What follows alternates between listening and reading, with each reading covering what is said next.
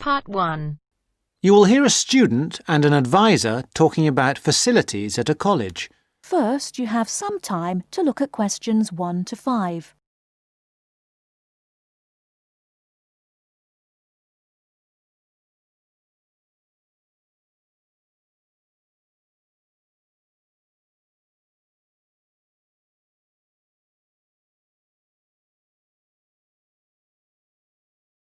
Now we shall begin. You should answer the questions as you listen, because you will not hear the recording a second time. Listen carefully and answer questions 1 to 5. Hi, I wonder if you could help me. I'm starting a course at Glenfield in a few weeks. I was just a bit worried about what facilities there will be and what I'll have to do. I'm especially interested in health and welfare stuff. Certainly. We normally send out a copy of our leaflet, Staying Healthy at Glenfield. I'm not sure why you haven't had it. Well, could you answer a few questions for me? Firstly, I'm wondering about how I get a doctor when I arrive. Well, you can register with the University Health Centre on North Campus. And do I have to pay for that? Not to register, but if you have to get medicines, there's a prescription charge of £6.50. Okay. Well, I'm not planning to get ill. That's only going to arise if I have any problems. So, should I just go along when I arrive? That's what we recommend for peace of mind, but it's not compulsory, and if you don't live inside the catchment area, you can't in fact register there. Where do you live?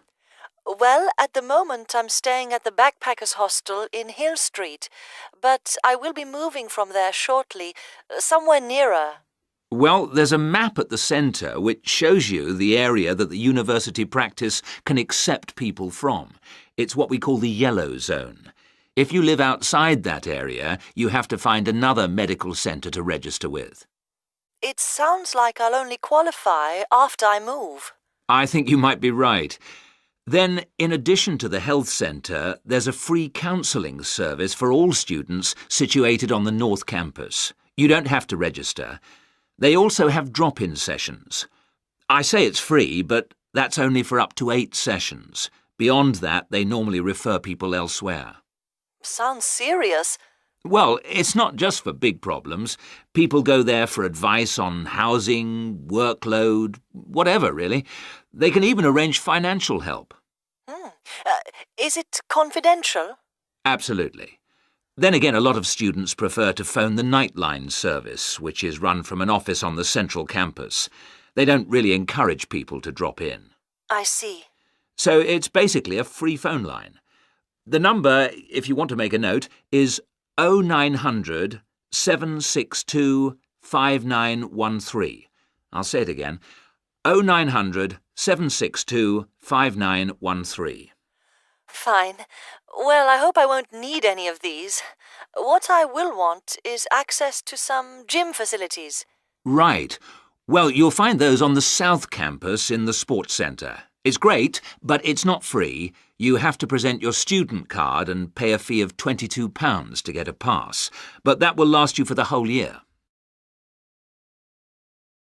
Before you hear the rest of the conversation, you have some time to look at questions 6 to 10.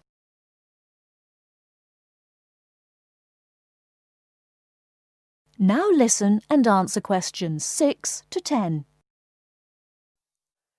Is this information on the website? I'm afraid not. I can send you some leaflets or even resend the whole information pack if you give me your details. Could you send the whole information pack, please? Yes, that's fine. I'll have to take down some details. Could you tell me your full name? Sonia Awer. S-O-N-Y... No, I'll spell it. S-O-N-I-A.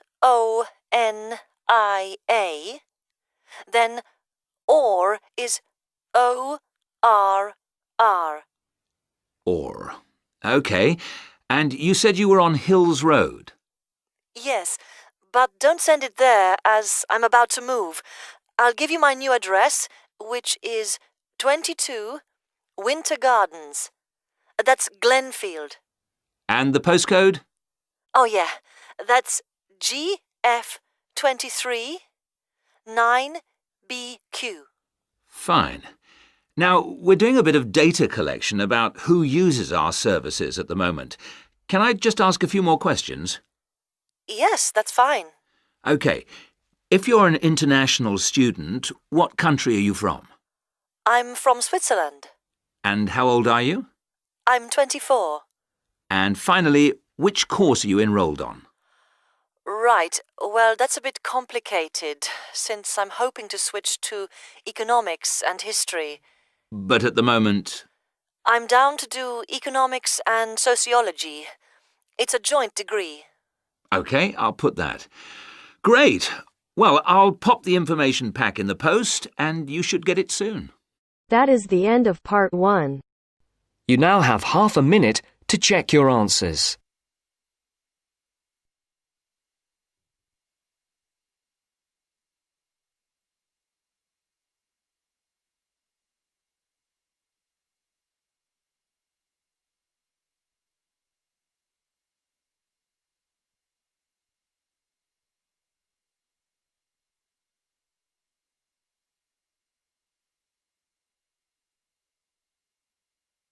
Now turns to part 2. Part 2. You hear a club leader giving information to a group of young people who are planning to do a 2-week holiday course at the Tamerton Centre. First, you have some time to look at questions 11 to 15.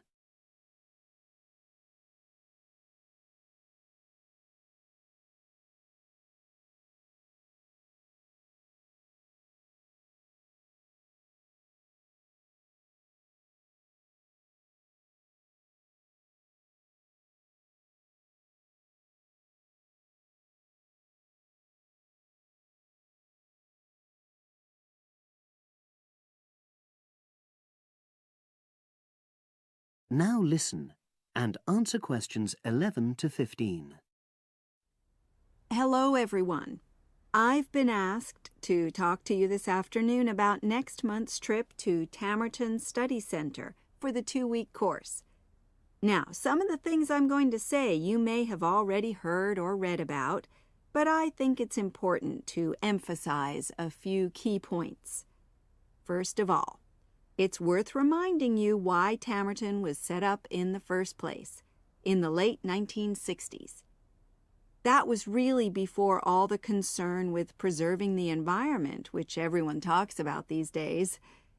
The idea was simply to get people out of the cities and into the country, and to find out that just being outdoors can be very rewarding.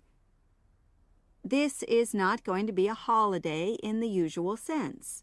It's called an adventure course because you'll really be stretched to your limits, but that in itself can be a positive thing.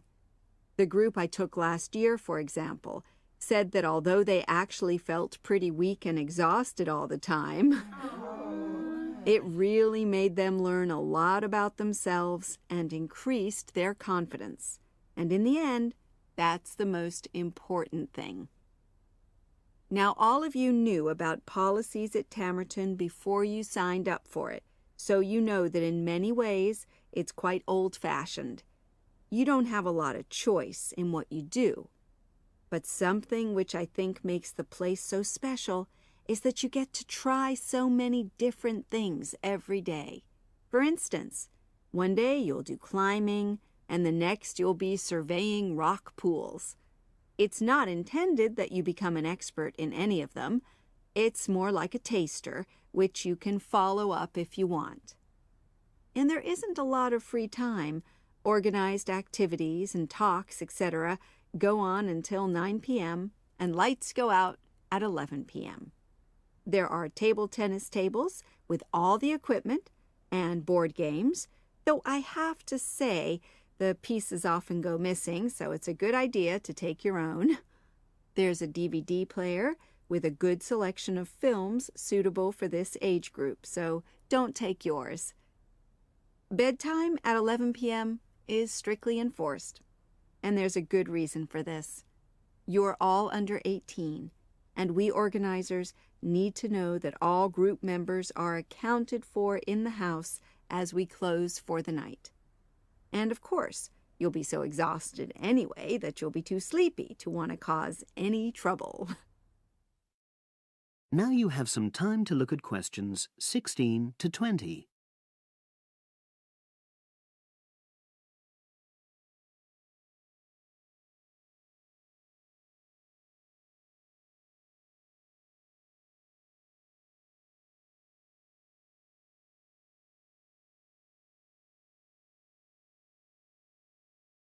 Now listen and answer questions 16 to 20. Now, what should you pack? The information sheet tells you a lot about what clothing to bring. But what about other things? Well, Tamerton House has its own small shop, but anything there is several miles away, so you won't have many opportunities for buying supplies.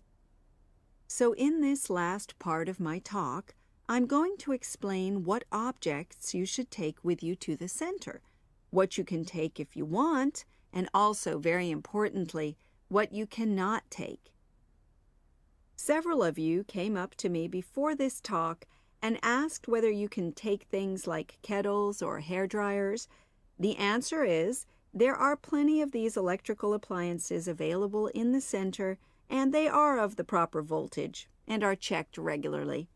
Yours may not be, so the rules at Tamerton say you can't bring them into the center because it's considered a fire risk. Remember, it's a very old house. Now, another question was about cell phones. Although you definitely can't have them on during inside talks, you equally definitely need them when you're out on exercises. So they're a must, I'm afraid. Anybody who wishes to talk to me about borrowing a phone for the fortnight, please see me after this talk. Now, the weather's heating up at the moment, and you'll be outdoors a great deal.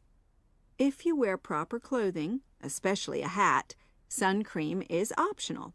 Also, they sell high-factor cream in the shop, so you don't have to take any of your own unless there's a special kind you use. Now, there's a special note about things like deodorants, which come in aerosol cans. I need to tell you that these are banned in the center because apparently they have the habit of setting off the fire alarms. If you want to take an aerosol can, you'll actually be at risk of being told to leave. And finally, people have been asking about whether they need to take towels. Well, the center does provide 1 towel per guest, which you're required to wash yourself. If you're happy with that, then don't bring another. If not, take one of your own. Just remember how much outdoor exercise you'll be doing and how dirty and wet you'll be getting. That is the end of part 2. You now have half a minute to check your answers.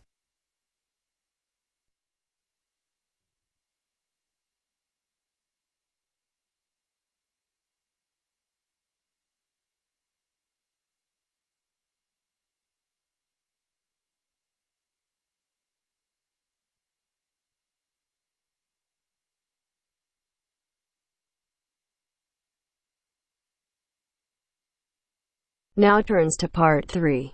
Part 3. You will hear 2 short talks about animals. Mark is going to talk about the koala. As you listen, complete the notes with the information you need. First, you have some time to look at questions 21 to 25.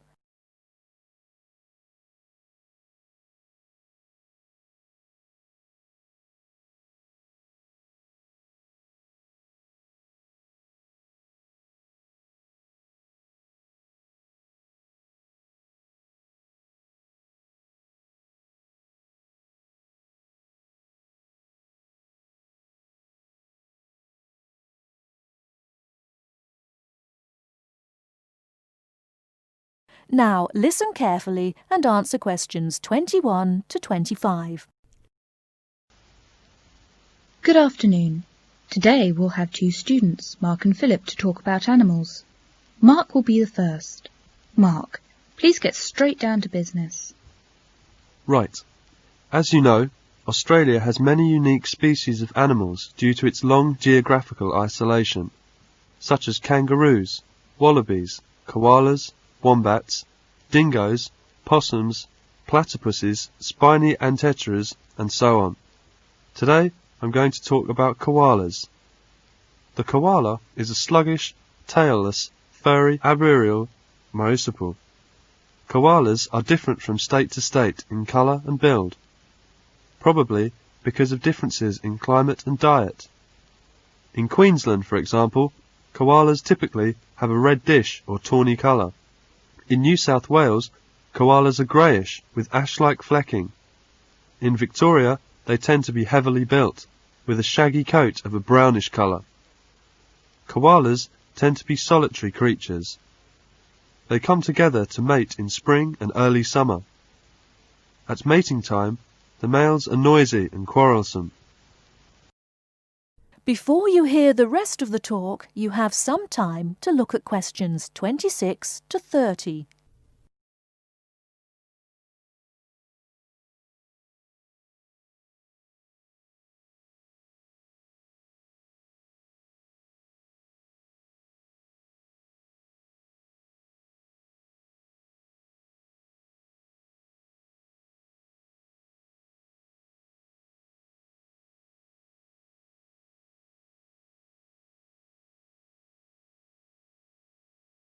Now listen and answer questions 26 to 30.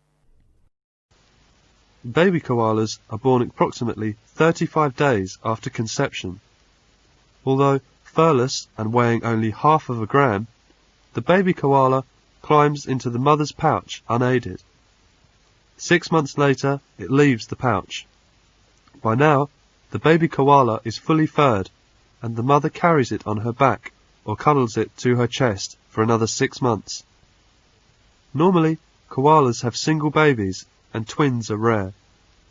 Koalas become mature completely after 4 years, although the female is sexually mature at about 2 years. Koalas only eat gum leaves and drink no water. The Aboriginal word koala means no water. But of the 500 eucalyptus species, koalas eat only about 13. The koala's digestive system enables it to survive on a diet of gum leaves, which consist largely of fibre, which have a very low protein content. An adult koala eats around 1 kilo of leaves a day. In the wild, it is thought that the koala lives for about 10 years, although koalas in zoos may live for 20 years. The fully grown female koala measures about 60 centimetres. Males are bigger, measuring about 80 centimetres and weighing 13.5 kilograms. The koala has 2 thumbs on each forepaw, opposed to 3 fingers.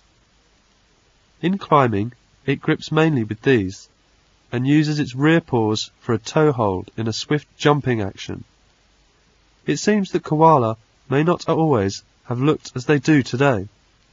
A recent discovered fossil jawbone indicates an animal almost twice the size of today's typical koala. Also, it may have kept to the ground and even knocked over small trees. Thank you, Mark. It's an interesting talk. Koala is my favourite animal. It's lovely and cute. Philip, now it's your turn.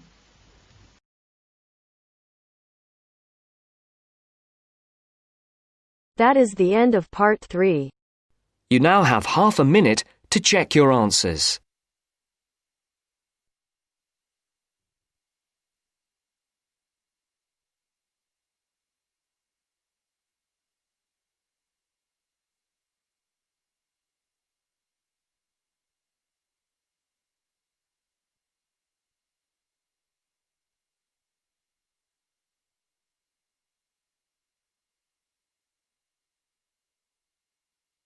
Now turns to part 4. Part 4. You will hear a short news item. Fill in the gaps in the summary below with the correct word or phrase according to what you hear. Habits. First, you have some time to look at questions 31 to 40.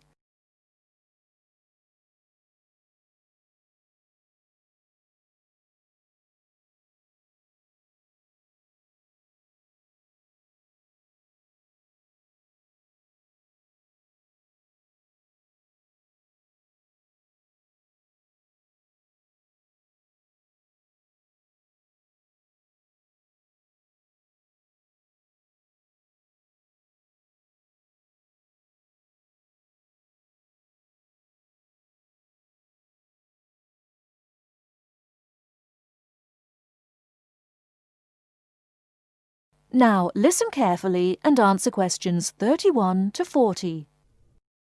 Now listen to the news item and answer the questions. The police are continuing their investigations and, based on new leads, expect to make an early arrest. The drought in northern THR continues to worsen, with tens of thousands of hectares of once lush pastoral land having now been without a single drop of rain for over 11 months. Farmers from the stricken region are beginning to despair, with meteorologists predicting that the drought is unlikely to break before Christmas. Many farmers have begun shooting their worst affected cattle, and in some cases entire flocks of sheep have been destroyed. These measures, tough and cruel though they may seem, are essential to prevent a possible outbreak of widespread disease. It is not only farm animals that are in trouble. Environmentalists are also concerned that the lack of water in rivers, lakes and streams will mean more native animals in the bush will die, unless rain comes soon. They believe the drought could have a lasting effect on the populations of such native animals as kangaroos, wallabies and koalas. Our reporter, Colin Harrison, is in Vance, talking with long-range weather forecaster Joseph Singer. Over to you, Colin. Joseph, can you give any indication as to when we might receive some rain in the affected regions of THR? Well, it's hard to say, of course, but I'm confident that the drought will break within approximately 2 months. If you look back at the data kept of previous periods of drought, over the last 100 years or so, you see a cyclic pattern of severity developing, and we're now at the short end of the last cycle. I'm fairly certain that we'll see some rain either just before or just after Christmas. Let's hope so. Thank you, Joseph. Colin Harrison from the very hot and dry town of Vance in northern THR. Meanwhile, at the CSIRO laboratories in Ottawa, encouraging developments have recently been made in the process of cloud seeding, a process by which clouds can be forced to make rain, and research scientists are to begin conducting trials of a new technique involving lasers later this month. If successful, the state government will be asked to contribute up to $5 million to establish permanent cloud seeding stations in areas most likely to be affected by drought in the future. For many farmers, though, any breakthrough will have come too late. Every week, more farming families are being forced to sell their homes, unable to survive financially, with little or no income to support them. A special assistance fund has been set up to help drought-stricken families. If you would like to send some money, you can do so by calling this number now: 001 43 8172. I'll repeat that number: 001 43 8172. That is the end of part 4. You now have half a minute to check your answers.